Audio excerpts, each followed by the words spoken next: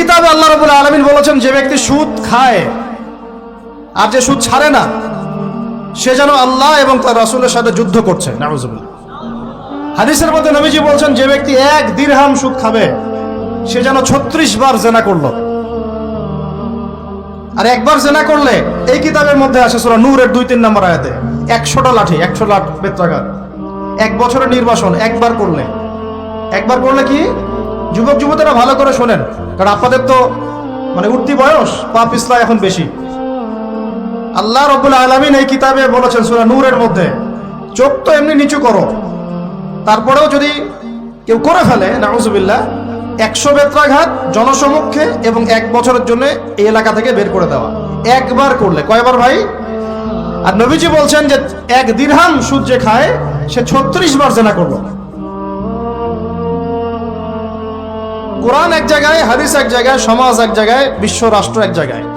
এগুলো লা ইয়াজতামিআন, এগুলো কখনো ম্যাচ করে না। এখন কথা জাস্ট বলে দেই, কারণ আল্লাহর কাছে আমাদেরকে দায়মুক্ত হতে হবে, বা অ্যাটলিস্ট ওজোর পেশ করতে হবে যে আল্লাহ পাক আমরা বলেছি, শুনে নাই, মানুষ শুনে নাই, আমরা বলেছি। ওই হাদিসের কিতাবেই আছে, নবী সাল্লাল্লাহু আলাইহি ওয়াসাল্লাম বলেছেন, আপনারা সবাই হাদিসটা জানেন, আমি শুধু মনে করাই দিচ্ছি।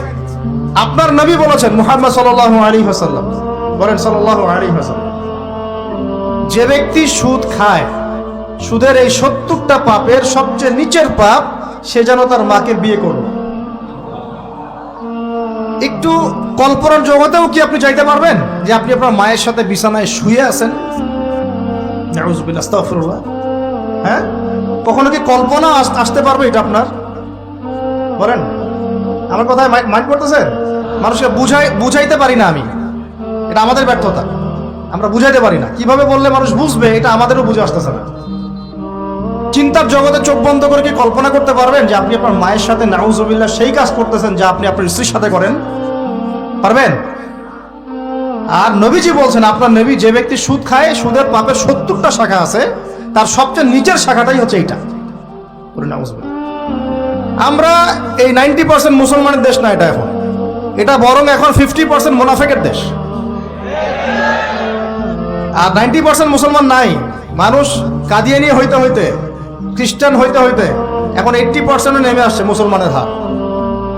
আপনারা হয়তো জানেনও না, কারণ এইখানকার এলাকার মানুষ তো আপনারা বুঝবেন না। পার্বত্য অঞ্চলে যান, বর্ডার এলাকাগুলোতে যান, উত্তরাঞ্চলে যান, দেখবেন বহু মানুষ ইসাই মুসলিম হইতেছে দিন দিন, বহু মানুষ কাদিয়ানি হইতেছে দিন দিন, বহু মানুষ ধর্ম ত্যাগ করে খ্রিস্টান হয়ে যাচ্ছে, গ্রামের পর গ্রাম। অবস্থা ভয়াবহ। দেখেন নাই, ফিলিস্তিন ইস্যু নিয়ে কথা হয়েছিল, এখন ঠান্ডা, সব চুপচাপ, মুখে একদম চুপ, কোনো কথা নাই। তারপরে আসলো শিক্ষা নীতি নিয়ে আমরা কথা বললাম, এখন চুপ, সব চুপ, কোনো কথা নাই। তারপরে ট্রান্সজেন্ডার নিয়ে অনেক সরব ছিলাম, একদম চুপ, কথা নাই। এখন আস্তে আস্তে অন্য মাসালা, এখন কথা হবে 8 টাকা আর 20 টাকা নিয়ে। ঠিক আছে, রমজান আসছে, রমজানে যে লাআল্লাকুম তাত্তাকুন, জীবনের সব ক্ষেত্রে তাকওয়া অর্জন করো, ওই শিক্ষা তো আপনি আলোচনায় আনবেন না, কারণ আপনাকে ব্যস্ত রাখবে 8 টাকা আর 20 টাকা। আর কিছু ফেসবুকের ইউটিউবার আছে, ওর দরকার ভিউজ, ও একজনের সাথে আরেকজনকে লাগাই দিবে। হ্যাঁ, একটা টাইটেল দিবে, অমুক আলেমের বিরুদ্ধে যা বললেন তমুক আলেম। আলেমে তখন একটা দ্বন্দ্ব, আমার ব্যাপারে এই কথা বললো, আমিও একটা কথা বলে দেই। আমরা যে ভাই এত কমন সেন্সিং জাতি হয়ে গেছে দিন দিন, এগুলো দেখতে দেখতে আমরা খুবই বিব্রত এবং খুবই হতাশ। আল্লাহ রাব্বুল আলামিন আমাদেরকে বুঝদান করেন, গভীর বুঝদান করেন। আমি এখন পর্যন্ত বাণিজ্য এগুলো সব চলতেই আছে, আর আমরা তো মাশাআল্লাহ পড়ে আছি বাংলাদেশের মানুষ। আমিন, ফাতিহা, সূরা ফাতিহা, আমিন, জানাজার নামাজ, রফুলিয়া দেন, পায়েপা, আর কি 8 টাকা 20 টাকা। আমাদের তো ভাই দিন এইটুকু, আর এইটুকু ঠিক না হলে আমার আকীদা সহি হচ্ছে না, তাই না বিষয়টা? এইটুকু তার মনের মতো ফতোয়ায় না যেতে পারলে আমার আকীদা সহি না। যতক্ষণ পর্যন্ত ওর মনের মতো, ওর ফিকহি আমি না বুঝতে পারতেছি, ততক্ষণ পর্যন্ত আমার আকীদাও ঠিক হয় নাই। সুবহানাল্লাহ। এই হলো অবস্থা আমাদের। তো ফিকহের ক্ষেত্রে এইরকম সংকীর্ণ মানুষরা যখন হাদিস, উসুলে হাদিস, আকীদা, উসুলে ফিকহের মতো দায়িত্ব নিয়েছে, তখন তো দিনের এই অবস্থা হবে। তাহলে বুঝেন আমরা কোন কোন বিষয়ে ব্যস্ত আছি। ফেসবুক, ইউটিউব বন্ধ করেন, পত্রিকা পড়েন, বিশ্বের মিডিয়াগুলো রিসার্চ করেন। আর এখনকার বিশ্বের বড় বড় মিডিয়াগুলো কিন্তু ওরা নিয়ন্ত্রণ করে, তাই আমাকে ভালো করে অ্যানালাইসিস করতে হবে কোন মিডিয়া থেকে আপনি তথ্য নিচ্ছেন।